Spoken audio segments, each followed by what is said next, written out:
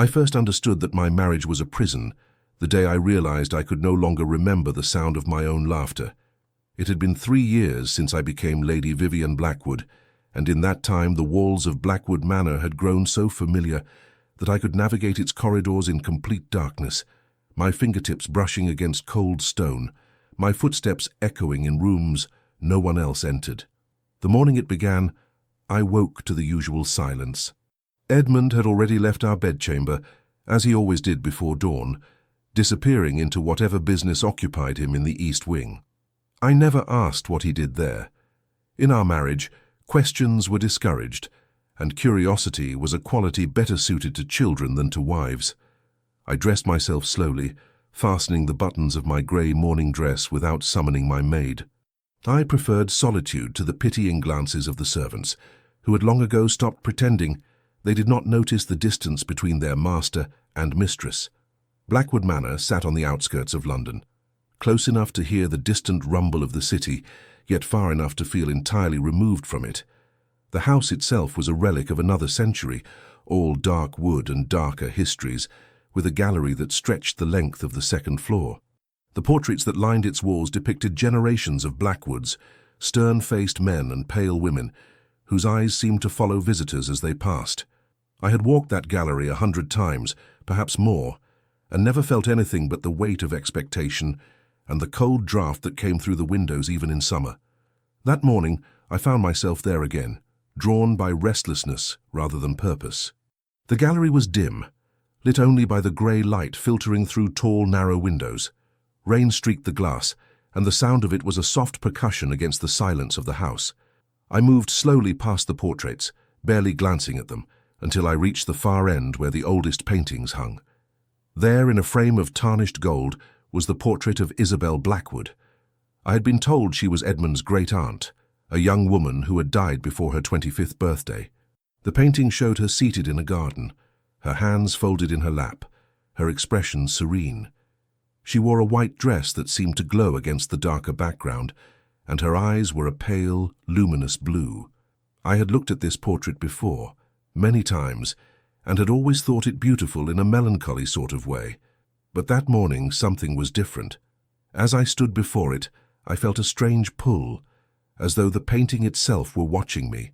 I stepped closer, my breath shallow, and studied Isabel's face. Her expression was not serene, it was anguished.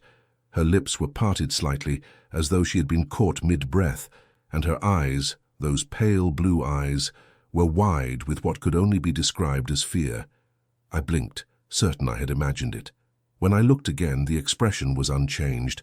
My hands trembled as I reached out, not quite touching the frame, and then I heard it. A voice soft and distant, like a whisper carried on the wind. It was not a word, not quite, but a sound that made my skin prickle and my heart quicken. I stepped back, my heel catching on the edge of the rug, and turned to see if anyone else had entered the gallery. I was alone. The rain continued its quiet drumming against the windows, and the portraits stared down at me with their usual indifference. But when I looked back at Isabel, her expression had changed again. Now she looked directly at me, her gaze so intense it felt as though she were trying to communicate something urgent, something I could not yet understand. I left the gallery quickly, my pulse racing, and made my way downstairs. I told myself it was a trick of the light, a product of my own loneliness and the oppressive atmosphere of the house. But I could not shake the image of Isabel's face, the way her eyes had seemed to plead with me. Edmund was in the dining room when I entered, seated at the head of the long table with his newspaper spread before him. He did not look up when I entered, and I took my place at the opposite end as I always did. The distance between us was vast, though we sat in the same room. A servant poured my tea, and I watched the steam rise from the cup, grateful for something to occupy my attention. It was then that Edmund spoke. His voice was clipped, formal, as though he were addressing a business associate rather than his wife.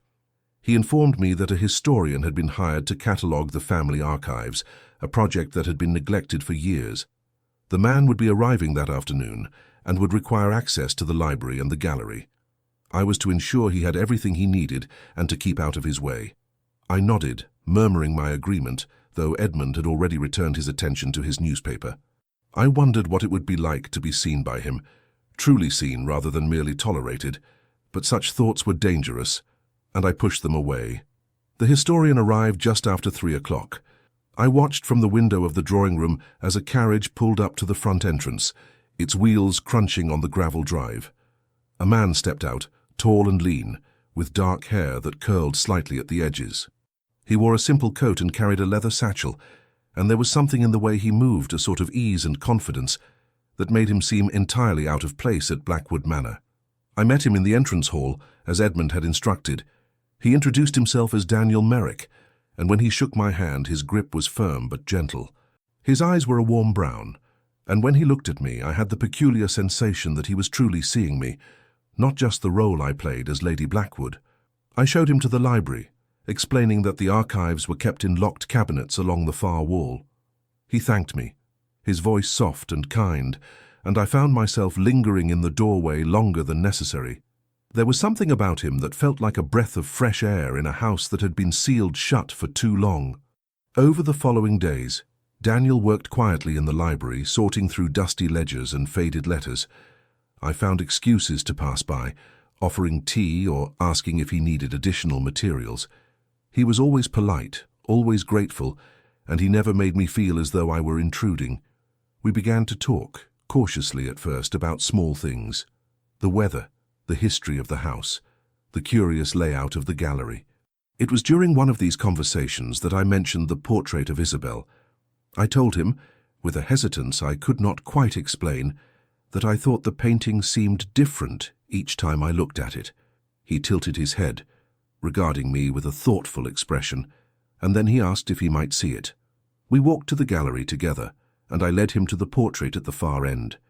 He stood before it for a long time, his hands clasped behind his back, his gaze intent. I watched him, waiting for him to dismiss my observations as foolishness, but he did not. Instead, he asked me to describe what I had seen. I told him about the change in Isabel's expression, the way her eyes seemed to follow me, the whisper I had heard. He listened without interruption, and when I finished, he turned to me with an expression I could not quite read. He told me he believed me. He said that houses like Blackwood Manor often held secrets, and that the past had a way of making itself known to those willing to listen. I felt a surge of relief so profound it nearly brought tears to my eyes. For the first time in years, someone believed me. Someone saw me as more than an ornament, more than a silent wife trapped in a loveless marriage. Daniel's belief gave me courage, and I asked him if he would help me uncover the truth about Isabel. He agreed without hesitation. We began to meet in the library each afternoon, poring over old family records and letters. Daniel was meticulous, his historian's mind piecing together fragments of information that I would have missed. We discovered that Isabel had been engaged to be married, but the engagement had been broken under mysterious circumstances. Shortly after, she had died. The official record stated illness, but there were inconsistencies, gaps in the timeline that suggested something darker. As we worked, I became aware of a growing connection between us, something unspoken but undeniable. Daniel treated me with a respect and kindness I had almost forgotten existed. He asked my opinion, valued my insights, and never once made me feel small or insignificant. In his presence, I began to remember who I had been before I became Lady Blackwood, before I learned to make myself invisible. But I also became aware of the danger. Edmund grew suspicious of the time I spent in the library, and though he said nothing directly, I could feel his disapproval, like a cold hand on my shoulder. I knew that if he discovered the true nature of my collaboration with Daniel, there would be consequences, yet I could not stop. The mystery of Isabel had become intertwined with my own need for answers, my own desperate desire to understand how a woman could be so thoroughly erased. One evening, as I stood once more before Isabel's portrait, I realized that her expression had changed again. This time she looked almost hopeful, as though she knew I was finally listening. And in that moment, I understood that whatever haunted Blackwood Manor, whatever secret lay buried in its past, it was not just about Isabel. It was about all of us, all the women who had lived and suffered within these walls, their voices silenced, their stories forgotten. I would not let that happen again. The library became my refuge, though I knew it could not remain so forever. Each afternoon, Daniel and I met among the dusty volumes and yellowed papers, our heads bent together over documents that revealed, piece by piece, the tragedy of Isabel Blackwood. The more we uncovered, the more certain I became that her death had been no ordinary illness, and the more I felt her presence in the gallery, watching, waiting for someone to finally tell her story. Daniel had found a series of letters exchanged between Isabel and her mother, written in the months before her death. They were kept in a locked drawer in one of the archive cabinets, and when Daniel showed them to me, his expression was grave. The letters spoke of Isabel's engagement to a man named Thomas Hartley, a gentleman of modest means but good character. She had loved him. That much was clear from the warmth in her words, the way she described their walks in the garden and their plans for the future. But then the tone shifted. In later letters, Isabel wrote of pressure from her family to break the engagement. The Blackwoods had arranged a more advantageous match, a union with a wealthy industrialist who could secure the family's fortunes. Isabel had refused at first, but her resistance had been met with cruelty. She mentioned being confined to her rooms, denied visitors, forbidden to write to Thomas. The final letter was brief and heartbreaking. She wrote that she had agreed to end the engagement, but that she would never love another. The letter ended with a single line that made my blood run cold. She wrote that she would rather die than marry a man she did not love. I looked up at Daniel, my hands trembling as I held the fragile paper. He met my gaze, and I saw in his eyes the same horror I felt. We both understood what the letter implied, though neither of us spoke it aloud. Isabel had not died of illness. She had died of despair, or worse, by her own hand or someone else's, and the family had buried the truth along with her. That evening, I returned to the gallery alone. The house was quiet, the servants retired for the night, and Edmund had gone out, as he often did, to his club in the city. I stood before Isabel's portrait, studying her face in the dim light of the candle I carried. Her expression was mournful now, her eyes glistening as though with unshed tears. I reached out and touched the frame, my fingertips brushing the cold metal, and I whispered to her. I told her I knew what had happened, that I understood her pain, and that I would not let her be forgotten. The candle flame flickered, though there was no draught, and I felt a sudden chill that had nothing to do with the temperature of the room. The air seemed to thicken, and I heard it again, that whisper, soft and pleading. This time, it formed a word. Help. The sound was so faint I might have imagined it, but I knew I had not. Isabel was reaching out to me, across the years and the veil that separated the living from the dead, and she was asking for my help. I did not know how to give it, but I knew I had to try. I returned to the library the next morning and found Daniel already at work. I told him what I had experienced, expecting him to be skeptical, but he only nodded, his expression thoughtful. He said that he had heard stories of such phenomena before, of spirits that lingered when their deaths were unjust or their stories untold. He believed that Isabel's presence was not malevolent, but desperate, a soul seeking resolution. We decided to search for more information about Thomas Hartley, the man Isabel had loved. Daniel suggested we visit the parish church where records of marriages, births, and deaths were kept. I agreed, though I knew it would require me to leave Blackwood Manor, something I had not done in months. Edmund controlled every aspect of my life, including my movements, and I would need to find a way to slip away without his knowledge. The opportunity came 2 days later, when Edmund announced he would be traveling to the countryside on business and would not return for 3 days. I felt a surge of relief so intense it was almost dizzying. As soon as his carriage disappeared down the drive, I sent word to Daniel, and we arranged to meet at the church the following morning. I dressed carefully, choosing a simple dark blue dress and a bonnet that shielded my face. I felt a strange mixture of fear and exhilaration as I stepped out of the manor and into the waiting hired carriage. It had been so long since I had ventured beyond the gates, and the world outside seemed both familiar and foreign, as though I was seeing it through new eyes. Daniel was waiting for me at the church, and the sight of him filled me with a warmth I had not felt in years. He smiled when he saw me, a genuine smile that reached his eyes, and he offered me his arm as we walked up the stone steps. Inside, the church was cool and quiet, the air scented with old wood and candle wax. The vicar, an elderly man with kind eyes, greeted us and led us to the records room. We spent hours searching through ledgers and registries, our fingers stained with ink and dust. Finally, Daniel found what we were looking for. A record of Thomas Hartley's death, dated only 6 months after Isabel's. He had drowned in the Thames and the death was ruled an accident, though there was a note in the margin suggesting that he had been drinking heavily in the weeks before his death. It was clear to both of us that Thomas had died of a broken heart, unable to live without the woman he loved. I felt tears prick my eyes as I read the entry. 2 young lives destroyed by the cruelty and ambition of the Blackwood family. 2 souls who had loved each other and been torn apart by forces beyond their control. And now, Isabel was reaching out from beyond the grave, seeking justice or perhaps simply acknowledgement of the love she had been denied. As we left the church, Daniel took my hand. It was a small gesture, but it felt momentous, a crossing of a boundary that could not be uncrossed. He told me that he admired my courage, that he had never met anyone as determined or as kind as I was. His words filled me with a longing so fierce it frightened me. I realized that somewhere in the course of our investigation, I had come to care for Daniel in a way that went far beyond friendship, and I knew, with a certainty that was both thrilling and terrifying, that he felt the same. But I was still Lady Blackwood, still bound by vows I had made before God and society.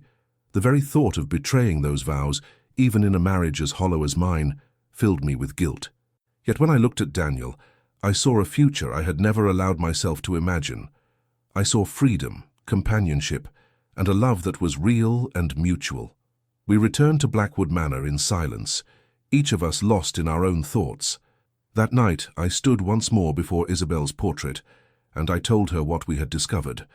I told her about Thomas, about his death, and about the love that had bound them together even beyond the grave. As I spoke, I felt a shift in the air, a lightness that had not been there before. Isabel's expression softened, and for the first time, I thought I saw something like peace in her eyes. But the peace was short-lived. The next morning, I woke to find Edmund returned early from his trip. He was waiting for me in the drawing room, his face a mask of cold fury. Someone had informed him of my visit to the church, of my meetings with Daniel in the library. He accused me of impropriety, of behavior unbecoming a lady of my station. His words were like knives, each one designed to cut and wound. I stood before him, silent and trembling, knowing that any defense I offered would only make things worse. Edmund informed me that Daniel's services were no longer required, and that he had been dismissed effective immediately. He forbade me from leaving the house or from entering the library without his permission. I was to be confined to my rooms until he decided otherwise. As he spoke, I felt something inside me harden. For 3 years, I had endured his coldness, his control, his systematic erasure of everything that made me myself. But now, having tasted freedom, having felt what it was like to be seen and valued, I could not go back to being the silent, obedient wife he demanded.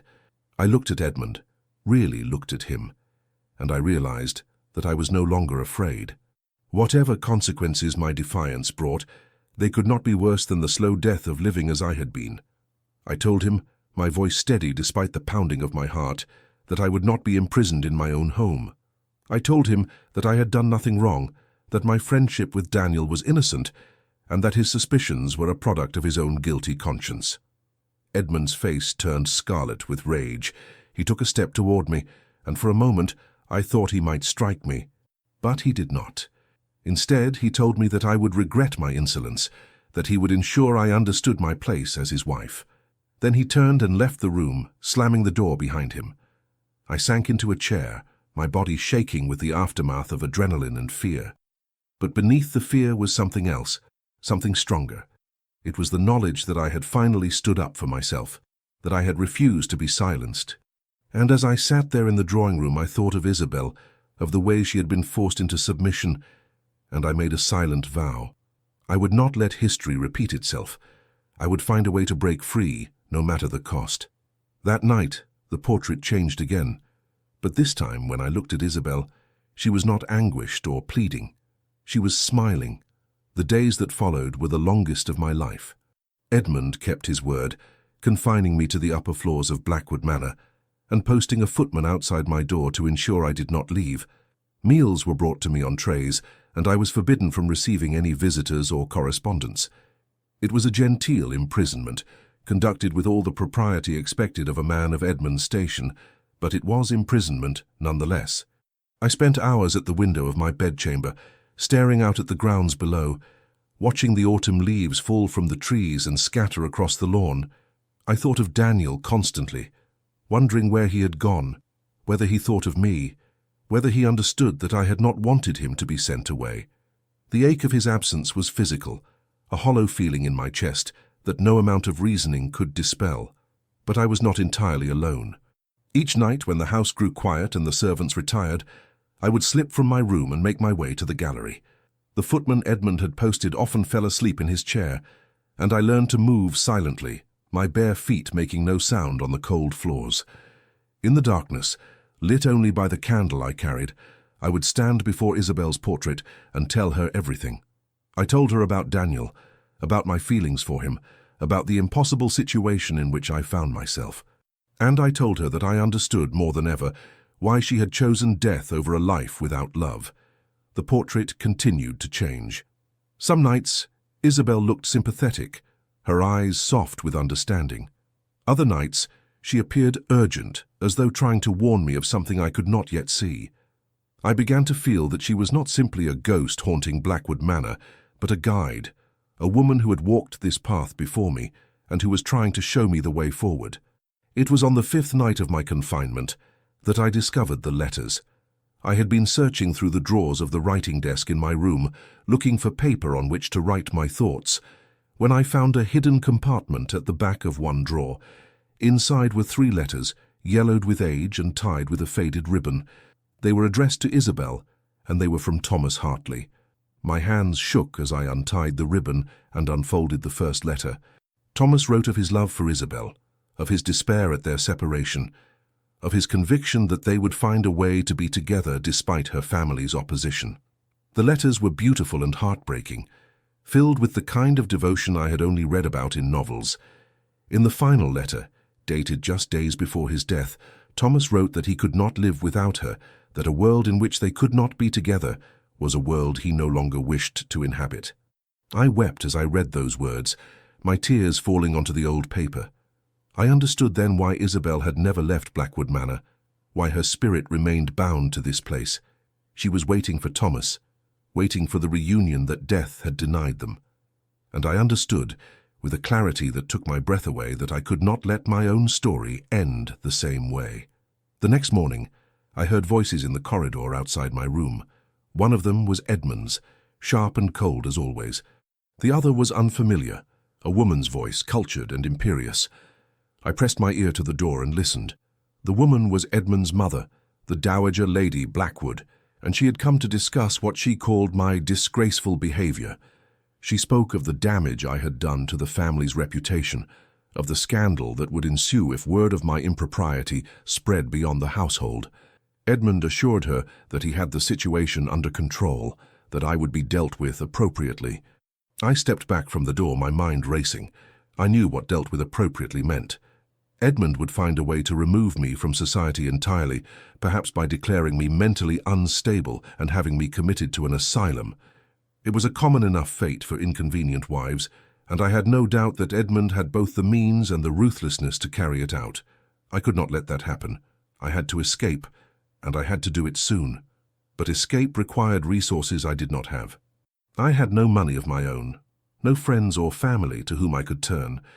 The only person who might help me was Daniel, and I had no way of reaching him. Or did I? I remembered that Daniel had mentioned staying at a lodging house near the British Museum while he worked in London. If I could get a message to him, he might be able to help me. But how could I send a letter when I was being watched constantly? The answer came to me that evening when my maid, a young woman named Mary, brought my dinner tray. Mary had always been kind to me, and I sensed that she pitied my situation. I took a chance and asked her in a low voice if she would be willing to carry a message for me. I saw the fear in her eyes, the knowledge that helping me could cost her position, but I also saw compassion. After a long moment, she nodded. I wrote the letter quickly, my hand cramped with urgency. I told Daniel everything about my confinement, about Edmund's plans, about my fear that I would be locked away forever. I begged him for help, though I had no right to ask it of him. I sealed the letter and pressed it into Mary's hand, along with the few coins I had hidden in my jewelry box. She tucked the letter into her apron and left without a word. For 2 days, I heard nothing. I began to fear that Mary had been caught, or that Daniel had decided it was too dangerous to involve himself further in my affairs. I could not blame him if he had. He owed me nothing, and helping me would put him at odds with one of the most powerful families in London. But on the 3rd night, as I stood once again before Isabel's portrait, I heard a soft tapping at the window of the gallery. I turned, my heart pounding, and saw a figure outside in the darkness. It was Daniel. He had climbed the tree that grew close to the side of the house and had made his way along the narrow ledge to reach the window. I rushed to open it, my hands fumbling with the latch, and he climbed through, breathing hard from the exertion. For a moment, we simply stared at each other. Then, without thinking, I threw my arms around him, and he held me tightly, his embrace warm and solid and real. I felt tears streaming down my face, and I did not try to stop them. He stroked my hair and murmured soothing words, telling me that everything would be all right, that he would not let anything happen to me. When I finally pulled away, I told him everything. About the letters from Thomas, about Edmund's plans, about the Dowager's visit. Daniel listened intently, his expression growing darker with each revelation. When I finished, he took my hands in his and told me that we had to leave that very night. He had made arrangements for a carriage to wait at the edge of the property, and he had secured lodgings where I would be safe until we could determine our next steps. I knew what leaving would mean. It would mean the end of my marriage, the end of my position in society, the end of everything I had been raised to value, but it would also mean freedom and the possibility of a life lived on my own terms. I thought of Isabel, of the way she had been trapped and silenced, and I knew that I could not let fear hold me back. I agreed to go with Daniel, and we made our plans quickly. I would gather only what I could carry, leaving behind the jewels and dresses that had been part of my life as Lady Blackwood. We would leave through the gallery window, the same way Daniel had entered, and make our way across the grounds under cover of darkness. But before we left, I had one more thing to do. I took Daniel's hand and led him to Isabel's portrait. I told him about the letters I had found, about Thomas's final words, and about my belief that Isabel's spirit was bound to this place by love and grief. Daniel looked at the portrait for a long moment, and then he did something that surprised me. He reached out and touched the frame, just as I had done so many times before, and he spoke to Isabel.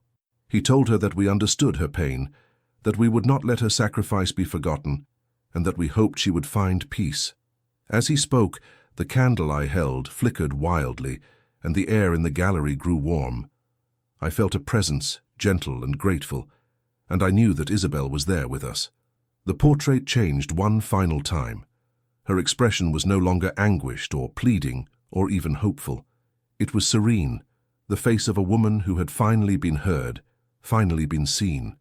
And in that moment, I felt her release, a lightness that filled the gallery like sunlight breaking through clouds. Daniel and I climbed through the window and made our way across the dark grounds of Blackwood Manor. My heart pounded with fear and exhilaration as we ran, hand in hand, toward the waiting carriage. Behind us, the house loomed silent and dark, a monument to all the lives that had been lived and lost within its walls. But ahead of us lay something new, something I had never dared to dream of. A future where I could be myself, where I could love and be loved in return. As the carriage pulled away and Blackwood Manor disappeared into the night, I felt no regret, only a fierce and burning joy. I had escaped my prison, and I had done it not by forgetting Isabel, but by remembering her, by honoring her story, and by refusing to let mine end the same way. The lodgings Daniel had secured were modest but clean, a set of rooms above a bookshop in Bloomsbury. The proprietor, an elderly widow named Mrs. Hartwell, asked no questions when Daniel introduced me as his cousin recently arrived from the country. She showed us to separate rooms and brought tea, her eyes kind but discreet. I was grateful for her tact and for the simple comfort of a warm fire and a bed that was my own.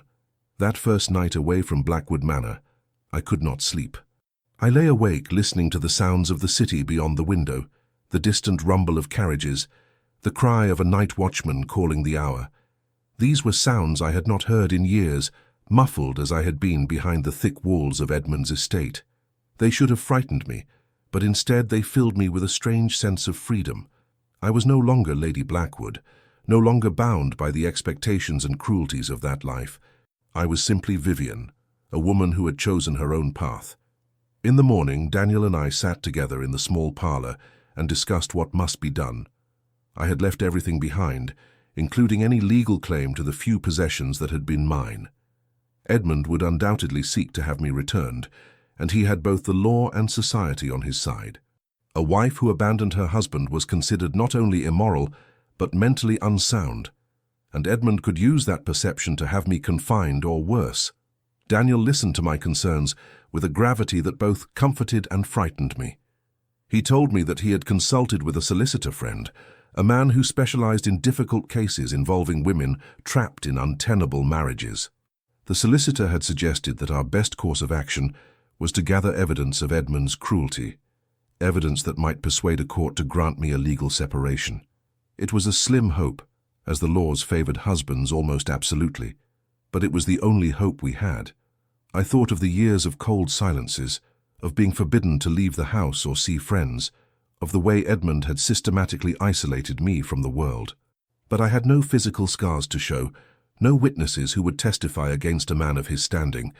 The cruelty had been subtle, designed to break my spirit without leaving marks that society would recognize. It was then that I remembered the gallery and Isabel. I told Daniel about the portrait's changes, about the presence I had felt, and about my conviction that Isabel's death had not been natural. If we could prove that the Blackwood family had a history of mistreating their wives, it might lend credence to my own claims. Daniel agreed, though he cautioned that proving such a thing would be difficult. The family had wealth and influence, and they would fight to protect their reputation. We decided that Daniel would return to Blackwood Manor under the pretense of retrieving some materials he had left behind.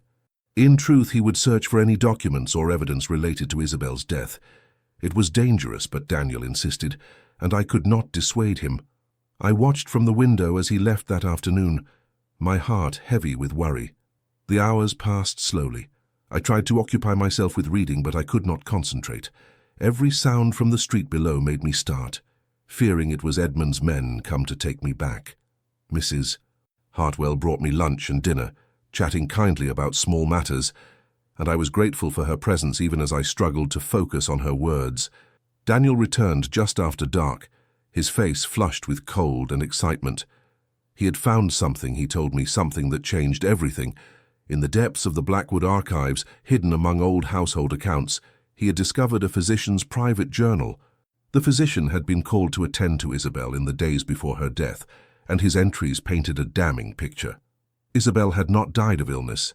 She had been poisoned, slowly and deliberately, with small doses of arsenic administered over the course of several weeks. The physician had suspected it, but had been paid handsomely to remain silent and to record the cause of death as heart failure brought on by melancholia. The journal entries were written in a tone of guilt and self-loathing, the confessions of a man who had compromised his ethics for money and feared for his own soul. I felt cold as I listened to Daniel read from the journal. Isabel had been murdered, and the family had covered it up. But who had killed her and why? Daniel had a theory. He believed it was Edmund's grandfather, the head of the family at that time, who had ordered Isabel's death when she refused to marry the man they had chosen for her. She had become an obstacle to their plans, and they had removed her. The knowledge filled me with horror and rage. The Blackwoods had not simply forced Isabel to break her engagement or locked her away. They had killed her, snuffed out her life, because she had dared to love someone they deemed unworthy. And they had done it with impunity, confident that their wealth and status would protect them from consequences. I looked at Daniel, and I saw my own fury reflected in his eyes. He told me that the journal was evidence, powerful evidence, that could expose the Blackwood family's crimes. But using it would come at a cost. It would mean going public with the story, facing Edmund and his family in court, enduring the scandal and speculation that would inevitably follow. I would be branded a woman of questionable character, and Daniel's reputation would suffer by association. I did not hesitate. I told Daniel that I wanted to use the journal, that I wanted the truth about Isabel to be known. She had been silenced in life and in death, her story buried beneath lies and money. I would not let that continue. If exposing the Blackwoods meant destroying my own standing in society, then so be it. I had already lost everything that mattered in that world. What I stood to gain was something far more valuable: justice for Isabel and freedom for myself. Daniel reached across the table and took my hand. He told me that he admired my courage and that he would stand by me no matter what happened. His touch sent warmth flooding through me, and I realized that I loved him. Not the desperate, clinging love born of loneliness, but a deep and abiding affection based on mutual respect and understanding. He had seen me at my most vulnerable, had heard my fears and doubts, and he had not turned away. He had offered me partnership, not protection, and that made all the difference. We spent the next several days preparing our case with the help of Daniel's solicitor friend. The physician's journal was damning, but we needed more. We needed to establish a pattern of behavior, evidence that the Blackwoods had a history of disposing of inconvenient family members. Daniel returned to the archives multiple times, digging through decades of records, and slowly a picture emerged. Isabel had not been the only victim. There had been others, wives and daughters who had died young, under suspicious circumstances, their deaths always attributed to illness or accident. The pattern was clear to anyone willing to look, but no one had looked because the Blackwoods were powerful and untouchable. Until now. As we worked, I became aware that Edmund was searching for me. I heard reports from Mrs. Hartwell that men had been asking questions in the neighborhood, describing a woman of my appearance. Edmund had hired private investigators, and it was only a matter of time before they found me. Daniel suggested that we move to different lodgings, but I refused. Running would make me look guilty, and I was not guilty of anything except wanting to live a life of my own choosing. Instead, I decided to take the offensive.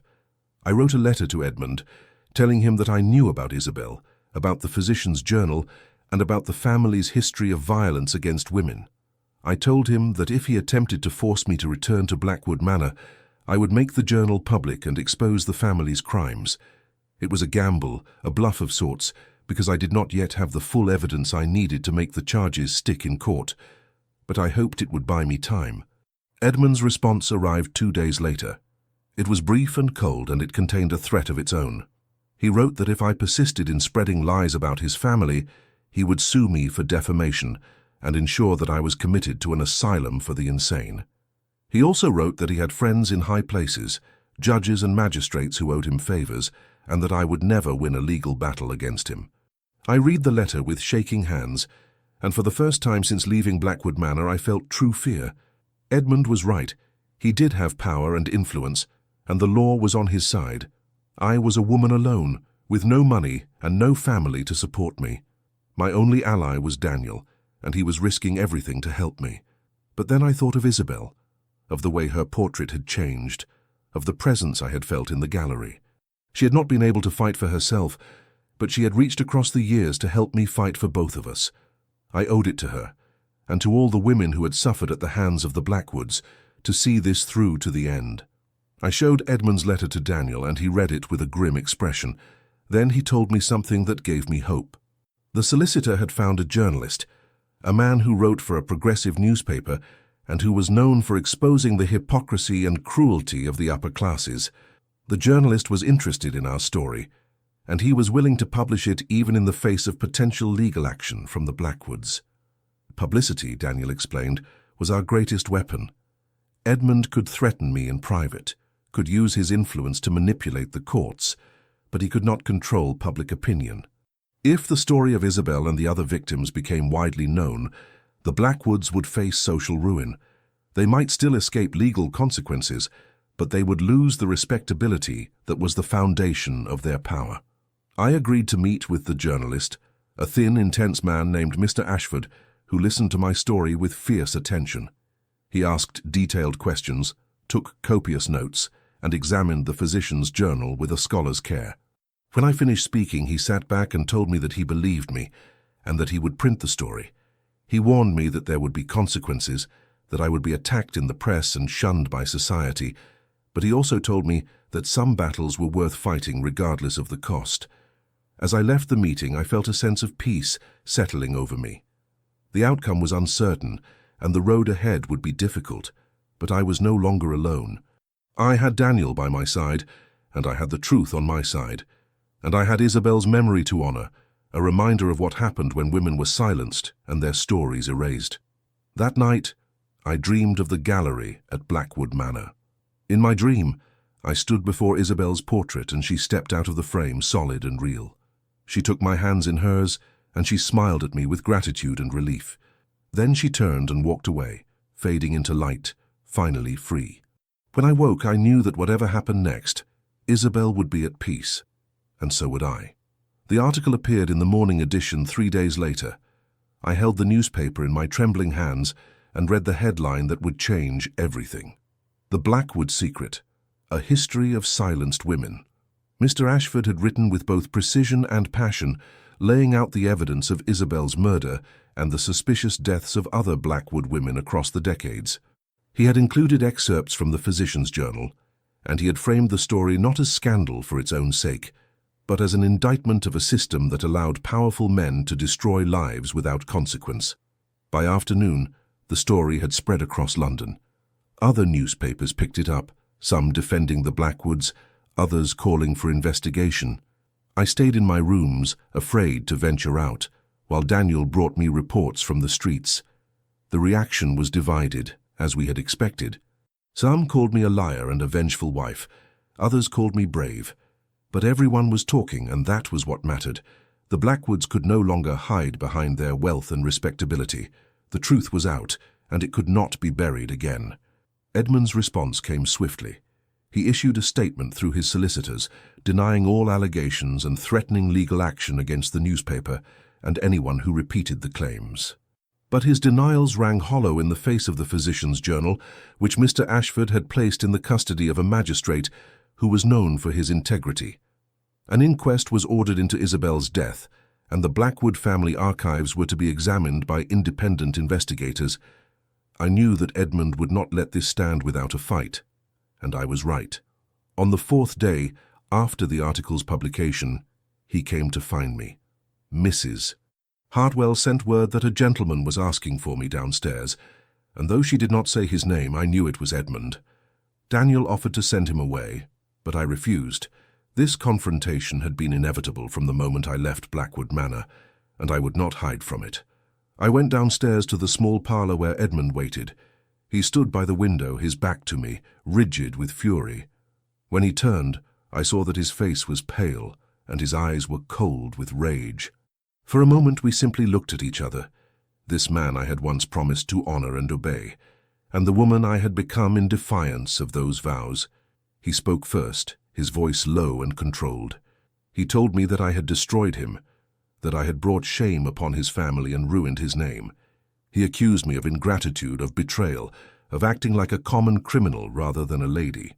He said that I would pay for what I had done, that he would see me destitute and alone, that no respectable person would ever speak to me again. I listened to his words without flinching. When he finished, I told him that I was not afraid of him anymore. I told him that everything I had done was to free myself from a marriage that had been a prison and to give voice to a woman who had been silenced by his family's cruelty. I told him that Isabel deserved justice and that I deserved a life of my own choosing. Edmund stared at me as though I were a stranger, and perhaps I was.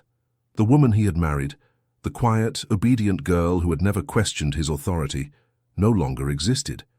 In her place was someone stronger, someone who had learned that dignity was worth more than security, and that love was worth more than status. He left without another word, and I knew that it was the last time I would see him. The legal separation would take time, and it would be contested, but it would come. The evidence against the Blackwoods was too strong to ignore, and Edmund's reputation was too damaged to give him the leverage he once had. I would never be welcomed back into the society I had left behind, but I found that I did not care. That world had nearly destroyed me, and I was grateful to be free of it. In the weeks that followed, the inquest into Isabel's death concluded that she had indeed been poisoned, and that the original physician had falsified records to conceal the crime. The scandal grew, touching not just Edmund, but the entire Blackwood family. Several members resigned from positions in Parliament and various charitable boards. Blackwood Manor itself was sold, the family no longer able to maintain it in the face of mounting debts and social ostracism. I testified at the inquest, telling the court about the portrait and the presence I had felt in the gallery. Some dismissed my testimony as fanciful, but others listened with sympathy and understanding. The portrait itself was examined, and though no one could explain the changes I had witnessed, the painting was eventually donated to a museum as a memorial to Isabel and the other women whose stories had been erased. Through it all, Daniel remained by my side. He faced censure from his colleagues and lost several commissions because of his association with me, but he never wavered. He told me that he loved me, not in spite of my defiance, but because of it, because I had shown him what true courage looked like.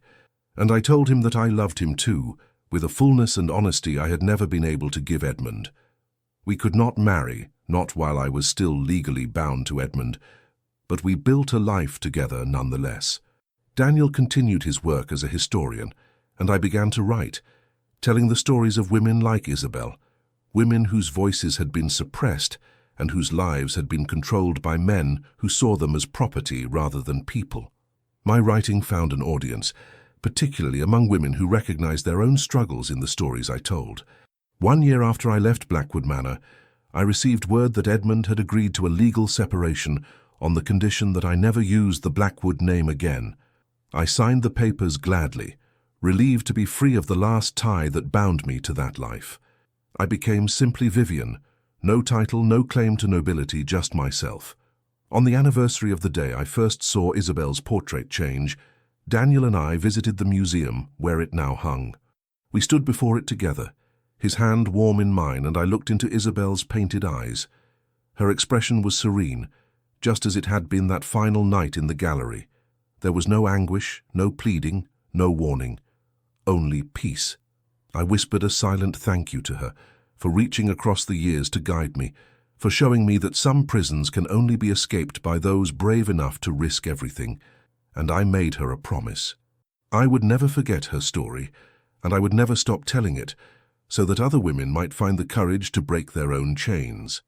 Daniel and I left the museum and walked out into the London streets. The city was alive with noise and movement, carriages rattling past, vendors calling their wares, people hurrying about their business. I breathed in the cold air and felt a joy so profound it brought tears to my eyes.